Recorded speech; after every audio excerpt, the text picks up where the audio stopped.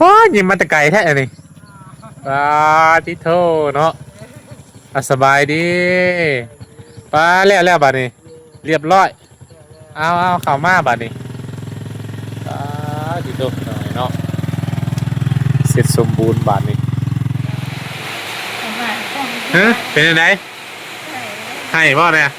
เอาบาทนี่เป็นยังไงบาทนี่พี่น้องเอ้ยให้แล้วบาทนี่อ่าเป็นยังไงตามใจบ่เราให้เลยพี่น้องเอ้ย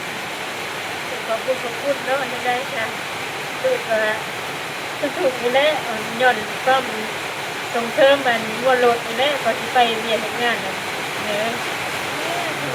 อ้าวสู้โอ้ให้เป็นกำลังใจให้พี่น้องเอ้ยเปิดคลิปขึ้นมาตอนช่วงแรงๆพี่น้องเอ้ยเนาะมาพร้อมกับสายฝนว้าโธ่พี่น้องเอ้ย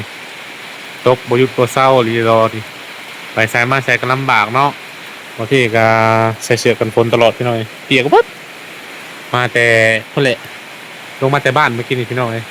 คือสนองไปขึ้นได้ก็เป็นง่ายเนาะเพราะว่าฝนมันแห้ง3-4 มื้อเลยยังบ่เศร้าอยู่เอาหันมาทางนี้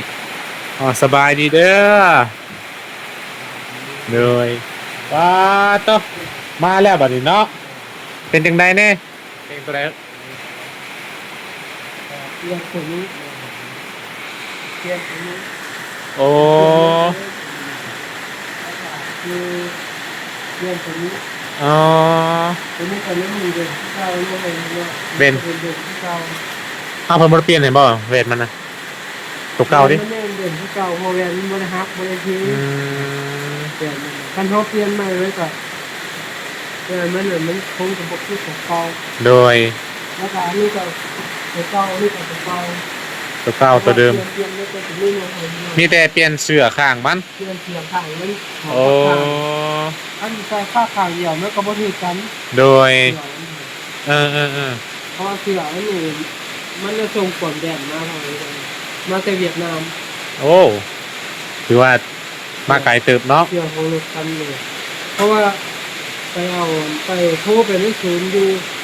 อันเลี้ยงจันทน์ก็บ่มีว่ารถนี่มันหาประมาณใหม่ๆทุกๆห้อยโดยเพราะว่ารถมันหาก็เปิดตัวประมาณใหม่ๆรถปี2025เป็นรถอินท็อปเลยโดยเข้ารถจะหามีแต่เปลี่ยนแต่ข้างนี้บ่สมบัติแม่เปลี่ยนแต่ข้างนี้เป็นแน่ๆการขับขี่ยังคือเก่าบ่หรือว่าขับขี่ก็ยังคือเก่ายันว่าขอเบี้ยวขอเงียงบ่มีติเดิมบ่สร้างคนเช็คให้เรียบร้อยแล้วโอ้ทุกอย่างแสดงว่ารถนี่บ่นักปานใดรถนี่เนาะแม่จุดนักคือคนพี่เกษาแม่นเขาเพราะว่าเป็นมันต่ำเท่านั้นน่ะเขาต่ำเขาข้างนี้เลยเนาะโดยเพราะว่าเขาเรียนเรียนกันนั่นเด้อโอ้เขาเรียนเขาไปเวียกเขาไปเวียกงานนี่แล้วเขาเราแล่นถึงมันใส่กับพอดีจุเลยทางเลยรถป้าสมบัติกับภาวะเลยความเล่นกับนั่นไปเลยดีแต่บอลเนาะบุญแต่ว่ารถใหญ่บ่แล่นนะรถใหญ่เล่นมากก็ถือว่าแต่การมีจุดมันหมองมันหลอนมันอย่างแน่นอนเนาะอย่างนั้นมันก็แต่ตำนี้มันคือว่าเสือมันทนอยู่ตัวนี้น่ะเพราะว่าขังกับมือนี่นะให้เป็นร้อยคนทรงจำครับให้คนทรงจำนี่สิจำมันไว้อยู่บ่เนี่ยเอานั่นสิรอบ2เลยยังกันนี่เอาเร็วโอ้ยเนาะบ่จอดก็ได้หาเนี่ยไม่ห้องคักนี่กว่ารอบ2นี่ห้วยให้คักเล่นนี่มีคนเปย์กันได้บาดนึงเจ้าเปย์อีกนึงเด้อเอาไม้นะไม่เป็นน่ะบ่มีบ่อยู่มันโง่ลงเลยเนาะตกใจได้เว้ยก้อนดินบล็อกก็ได้ก็ต้องชาให้ก่อนบ่มีบ่ทางนั้นไม่ก็บ่มีใช่เนาะเอาก้อนดินก็ได้ติเอาไม่เนี่ย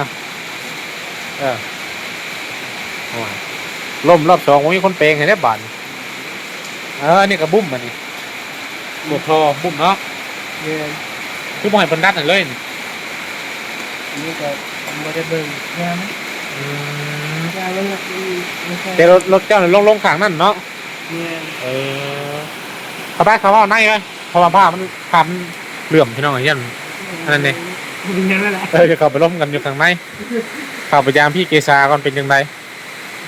เศร้าแล้วว่าเจ้าน่ะ ใครเลย นี่มันหัวบ่นี่ มันพา มันพระเข้า โอ้ก็มันพาเข้ามา โอ้ ลมมันเอง โดยผมมีผ่าเซ็ตนั่นบ่เพื่อนแน่นฮะสบายดีเด้อไปกินย่านะคนมาทูกำลังมาสิงเข่าเนาะมาพอดีประสบพอดีพี่น้อยตัวเด้เศร้าบวมเลยเด้บาดนี่ไข้ขึ้นเลยเนาะ ใครกินแล้วทำแบบทักยามันนี่เนาะ โดยเบิ่งดูฮะเด็กอะไก่สิตกกี้เด็กกินข้างนั้นเนาะอันนี้เดียมกับขั้วดอกเลยนะตาก็เศร้าแล้ว อันนี้ไม่ได้แค่ อันนี้นะเป็นได้ได แห้งแล้ว มันแห้งแล้ว คนปวดเป็นน้องๆไงมันยังบ่มี โอ้แสดงว่าดีขึ้นแล้ว ไปล้างเพมันหน่อยที ย่างแผลมาแล้วก็ทักยาเพราะ มื่อนี้ได้ล้างแล้วมันนี่ ย่างแล้ว ล้างแล้ว ย่างลูกหมอทหาร โอ้ เพราะว่าเป็นผ้าไปปวดเลย โดย ถ้ามึงบนพุดอยู่เป็นผ้าแล้วไปตัดสายเข้ามายึดอยู่ อืม หมอทหาร โดยแต่ก็ยังบวมอยู่หน่อยนึงเนาะ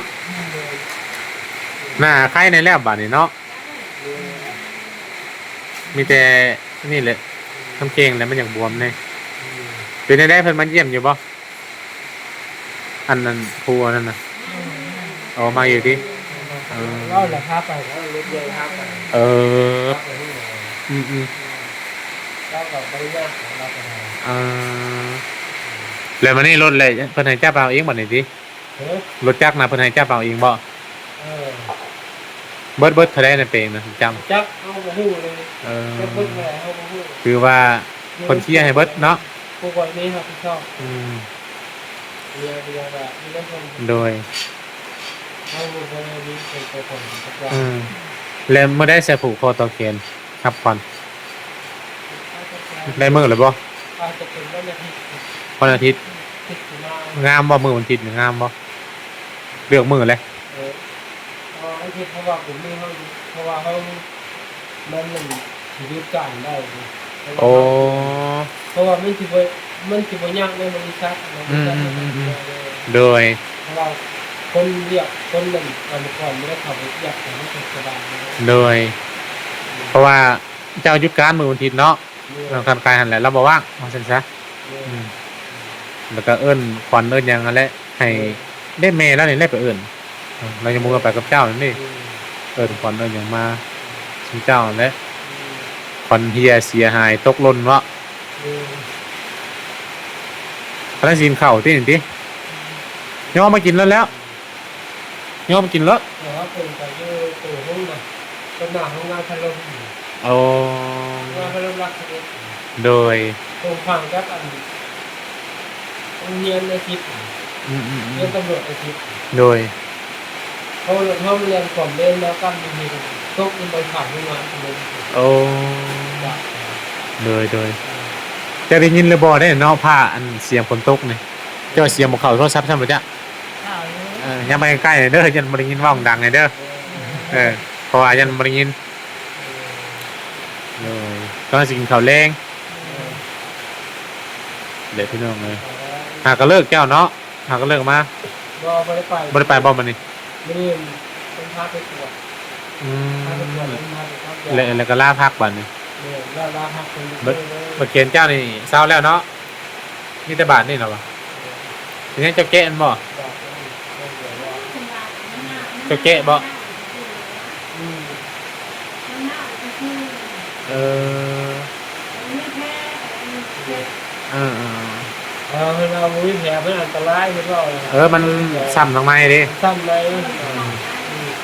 แต่ว่าคนนั้นห้องหมอแล้วคนแบบแล่นอยู่คนแบบเอาคอที่ก่อนเนี่ยคนเอาผู้เลือดออกคนวางมันไปย้อมไปย้อมนอกผู้เลือดออกเขาเลือดตกแล้วเพราะว่าเขาเลือดไม่ได้มีเลย เขานี่มันเจ็บทำมาอยู่ เจ็บซ้ำใน เออ เหนื่อย แล้วคือไปวันนี้เพิ่นซักยาอีกเข็มนึงก็เป็นซักยากันมื้อนี้ โดย ซักเข่าซักเข่าแต่ก็คง อืม แล้วเพิ่นก็ให้ยากินแล้วก็ยากินเลยกินเข้าแล้ว ตอนแรง ให้กินเลย เบิดแล้วบ่บัดนี้ย่างบ่ ว่าเอามาใหม่เลย ได้มาใหม่อีกแล้ว ไม่ได้ยา โอ้เอามาบ่เนาะฮะยาแบบว่าเพิ่นให้กินข้าวยาอะไรกินยาติหลังอาหารบ่ฝนก็ตกอีหลีเนาะเบิดมื้อเนาะเฮ็ดหยังก็บ่ได้พี่น้อยมาบุกบ้านพี่เกษากลางคืนเลยมื้อนี้ เพราะว่ามากรรมในมาเตชิโนพุ่นพี่น้อยเกือมาฮอดเป็นจังได๋แต่ยังห่มอยู่บ่เจ้าน่ะยาเลย เศร้าก่อนโอ้เพราะว่ามันดีขึ้นแล้วเนาะก็หยุดก่อน ไม่อยากเมียได้เลยไม่อยาก อ๋อเป็นวางอะไรนั่นนี่โอ้ยพอกินเบิ้ลนี่ก็เศร้าเลยแหละนี่นะเล่นทำแล้วแหละ เออฮะ เพิ่นว่าให้กินยาไปซะก่อนเพิ่นว่าคันยาก็คันลงมาลงเพิ่นว่าเพิ่นก็จะดีคอเป็นแบบ เอ้าสิได้รูดนั่นนี่ออกบ่คำว่ามันบ่เศร้านะเพิ่นสิรูดออกบ่ โอ้ มันไข่บ่ในหัวแล้วนะบ่ว่า มันบวมมันนี่ อืม มันยังเงินอันนี้นู่นเอง มันบ่ม่วมเนาะ ดู มันเป็นจังได๋เลือดบ่เฮาวะเลือดแบบว่ามันก้อนบ่หรือว่าจังได๋เราเป็นหนองบ่ ก็คือว่าไม่ได้ไปแก้เขาเงินที่บ้าน ยันบ่มันอักเสบในอะนะยันมันเป็นอันนั้นดิกินยาบางก้อนเพิ่นว่าติคันมันบ่ลงในแม่นนั้นได้ดูดออก ทักจ่ายแล้วทักจ่ายเป็นมือทักจ่ายก็คือว่าเขาทักจ่ายเป็นมือเขาไม่จับข้าวเนื้อเขาจะไม่จับข้าวตัวแพทย์เขาจะว่าคันซักใกล้ๆข้าวสวยนิดแบบมีข้าวแล้วเขาจะเอาแพทย์เขาจะเอาลงเออ แล้วว่าเห็นเลือดเขาไม่เห็นแบบแผลเลือดอะไรเขาไปซักให้อะไรแล้วแล้วเสียเจ้าดิน้องขวบนี่เห็นไปแล้วนอนขวบเขานอนขวบแล้วมันนอนหงายนะซักยาต้องนอนขวบผู้คนอยู่แล้วขวบผู้คนท่านงานซักยาเนาะท่านเขาสันนิษฐานเนาะซักยาเนาะแล้วหนึ่งขางก็ไม่2 เข็มเราขางนี้ไม่2 เข็มแล้วขางก็ไม่อีกต้องเข็ม1มันแข็งเลยเขาต้องซักแน่นอนไม่แข็งเข็ม1ก็ต้องเป็น5 เข็มให้เขาซักกันเรื่องต้นไหน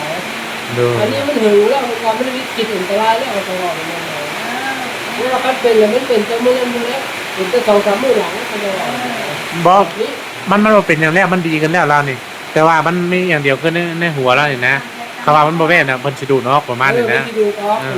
แต่ว่าความปลอดภัยน่ะปลอดภัยแล้ว ปลอดภัยแล้ว มันจนนั้นเลย ผมเล่าว่าฟังเบิ้งเรื่องมันจะตัดแผลรักษาเข้านิดหนึ่งถ้ามันหมอนเนี่ยเราจะดูดออกให้เลยผมเล่าเลยนั้น ด้วย นี่ บริเจ็บบ่พี่เกษาใช่เดี๋ยวนี้ในหัวเจ้าบริเจ็บบ่สมอยดิเออ เวลาทางเวลาเด็กมันเจ็บ เขาถือว่าอยู่ในมือเขาในที่ตั้งมามันก็เป็นดอกยามนี่น่ะมันจะขึ้นบัดต่อหน้าหุ่นจะยามใด เออ บ่มันจะขึ้นบัดต่อหน้าหุ่นมันจะขึ้นบัดให้หน้ามันขึ้น โดย จริงๆคือสลาเชื่อเล่าเลยสลาแล้วมันคือเรื่องกระเล่าเนี่ยแทนคือเขาตีหัวแล้วเราไม่ได้ไปชักยาแล้วไม่ได้ไปเรื่องแล้วนี่จะเกินไส้นี่จะยาเอายาเผื่อที่ซื้อแล้วมันขึ้นมามันเก็บหัวมาแล้วป้าลงมาก็นั่งหัวสิเลิกอยู่แล้วสลาแล้วอยู่แต่เส้นผมอยู่ก็ไม่ได้แล้ว โดย แล้วนั้น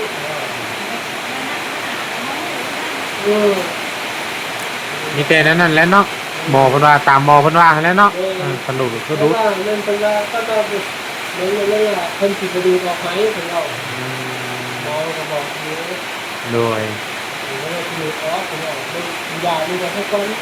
กินยาเบิดอยู่ไม่รอดเลยเบิดตัวนี้ไม่ได้กินยา อาจจะมองมันดูข้างนี้อันนี้โมเมนต์ เวลาเขาเนี่ยมันอะไร คอยอันตรายจะเป็นมองเลยเนาะเป็นว่า เออจื้อได้อยู่บ่จื้อเขาได้อยู่บ่ ได้เนาะ บ่คือเดียวลง ลงแล้วแม่งเนาะ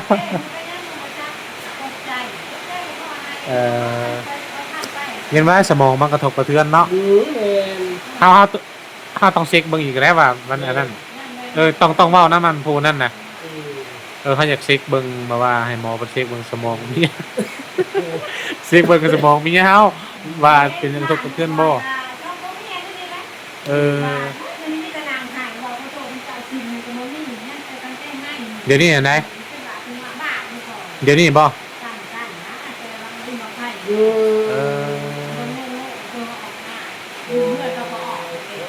อืม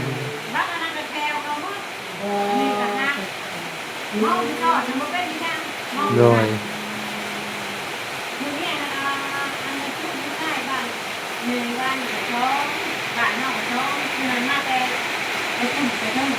อะไรย่านที่ยังยินรถแรงนั่นที่บ้านนั่นน่ะ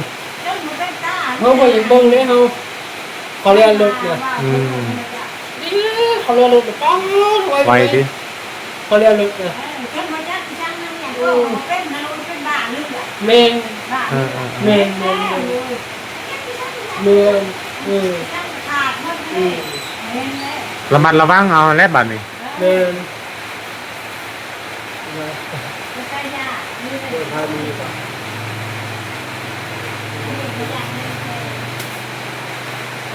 เขาลาว เอาทางนี้บ่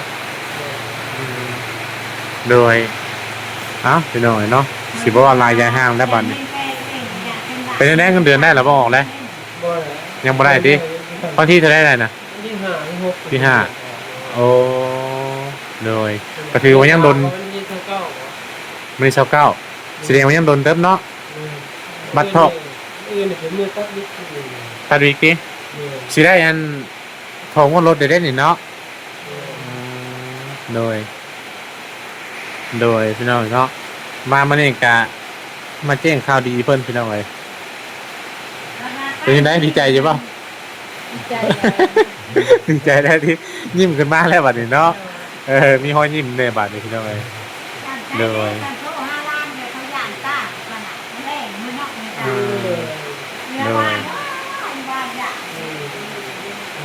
อันนี้ โดยพี่น้อยอ้าวซื้ออันนี้มาให้เปิดบ่รู้หามีหยังแน่แกะมึงดู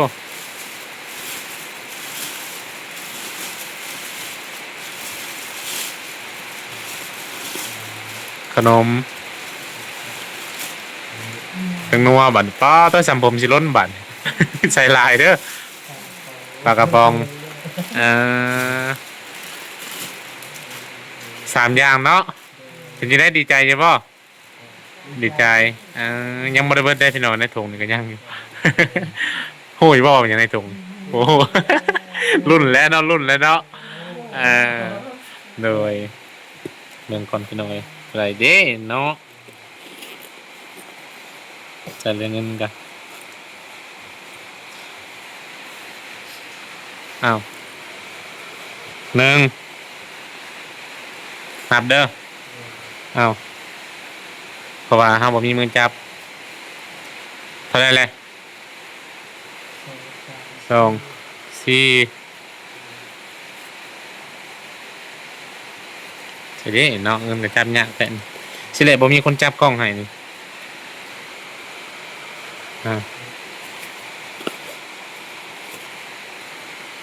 เป็นเท่าไหร่บัดนี้แปดบ่นับบ่รู้บัดนี้เอา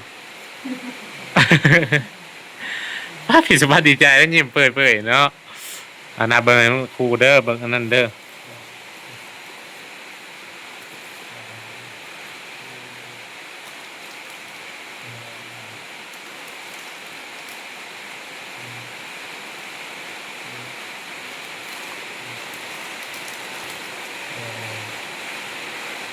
เท่าไหร่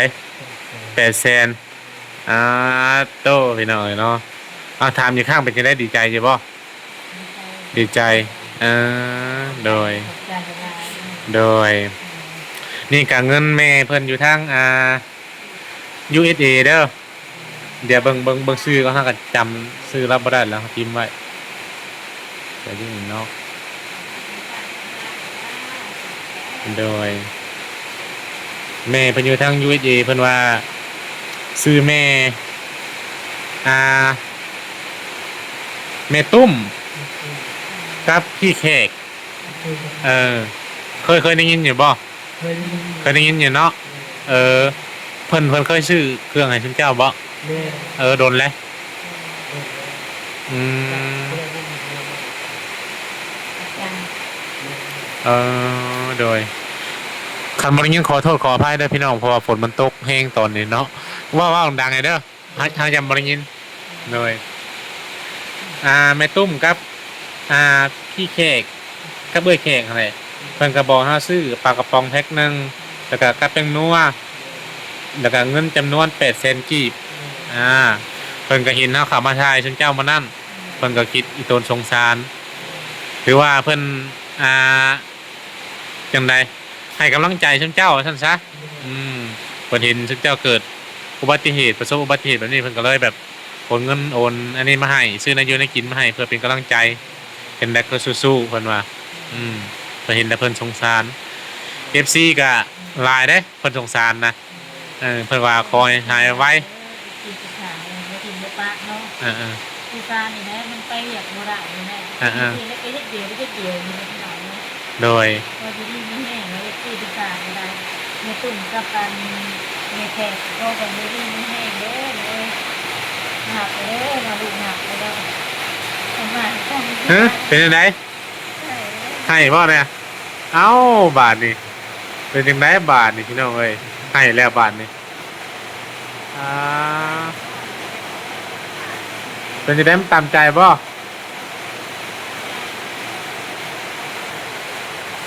ว่าให้เลยพี่น้องเอ้ยขอบคุณเนาะจะได้ค่ะคือว่าถูกนี่แหละย่อนก็ส่งเสริมมันวัวรถนี่แหละก็สิไปเรียนงานน่ะคือดูให้ก็ได้โดยก่อนไหนก็เป็นจ้าสู้บ่ให้เป็นกำลังใจให้ให้สมบัติบัดนี้ว่าดังเด้อบ่ได้ยินเด้อเด็กตุ้มครับเอ้ยแขกอยู่ทาง USA ดังๆในบ่ได้ยินมองเงินมองคำให้โลกกับคอยอยู่ดีไม่ให้อันนี้มันจะเงินคนเก็บเงินได้คนขายอย่างนี้นอนหลับตัวเงินนั่นเป็นแต่ตัวขายแต่ไม่ถึงตัวไม่เกิดจะขายราคาห้าเงินเดือนเงินเป็นไรมาขายด้วยครับบางทีที่กันนะที่เราเป็นสะพานแบบนี้ขออยู่ดีที่นี่เอาใจกับตลอดปลอดภัยคนนั่นคนขายอย่างนี้เลยคนขายอย่างนี้ขอให้ประเทศที่ประเทศจะปังตลอดไปด้วยถูกเนาะเลยที่เกษาน้ำตาแตกเลยบาดนี้พี่น้องเอ้ยโดนในแน่บ่ได้มีคนมามอบเงินมอบเครื่องให้แบบนี้เนาะหรือว่ามีคนมามอบให้แล้วบ่มีปีนี้ถือว่ายังบ่ได้มีแม่นบ่พี่น้อยดีแหละเพิ่นก็ยังแนมเห็นเฮาแนมแบบเพิ่นบ่ทิ่มบ่ปะเฮาเด้ก็ถือว่านี่แหละดีแหละพี่น้องเนาะเพิ่นก็บ่จักได้สิว่าซั่นก็มีแต่นี่แหละพี่น้องอวยพรอวยไสให้ทั้งผู้ใหญ่เพิ่นนั่นแหละโดยเก็บไว้กินบาดนี่เด้อเสียไปทองงวดรถบ่นี่ บ่จุบบ่เท่าใดงวดรถน่ะ1,600,000ก็ตืมสิก็ได้ดอกถอกงวดรถงวดหยังแล้วแต่แหละไว้ซื้อกินก็ได้โดยจังได๋ก็เซาไว้เด้อเป็นกำลังใจให้เฮ็ดเวียกได้เซาไว้ไปเฮ็ดเวียกเฮ็ดการบาดนี้โดยจังได๋ก็กลับก่อนบาดนี้ฝนตกแล้วสบายดี FC เพิ่นแน่สบายดีโดยเนาะพี่น้องเนาะก็ มอบให้เพิ่นไปที่เสร็จสิ้นแล้วพี่น้องในจำนวนเงิน800,000แล้วก็กับอ่าปลากระป๋องกับขนมเป็นหยังหั่นแหละโดยบ่เทกะค่ำพี่น้องให้เข้ามาป๊าดเด้อฝนบ่หยุดบ่หย่อนจักเทื่อเนาะตกตลอดเลยพี่น้องเอ้ยเอาครับบ่ยินขอโทษขออภัยเด้อพี่น้องเอ้ยเนาะคลิปนี้ก็ได้ก่อนอื่นก็ขอขอบคุณทางแม่ตุ้มแล้วก็เอื้อยแขกเนาะพี่น้องเนาะที่ให้บ่เทเป็นสะพานบุญให้ในครั้งนี้เนาะบ่เทก็ขออวยพรอวยไส้ให้ทั้งแม่แล้วก็เอื้อยอยู่ดีมีแฮงความเจ็บอยู่สุดได้ความไข่อยู่สมีเด้อปรารถนาสิ่งใดขอให้ได้สมคำมุ่งมั่นปรารถนาเนาะขอให้อายุมั่นขวัญยืนร่ำรวยเงินทองไหลมาเทมาขอว่าเสร็จธุรกิจการงานอย่างขอให้ราบให้ลื่นเนาะขอให้เป็นลมโพลมไส้ให้ลูกให้หลานตลอดปีตลอดไปเด้อสาธุพี่น้องเอ้ยเอาจังได๋ก็บ่เทก็สิขอจบคลิปก่อนสำหรับคลิปนี้บ่เทขอกล่าวคำว่าสบายดี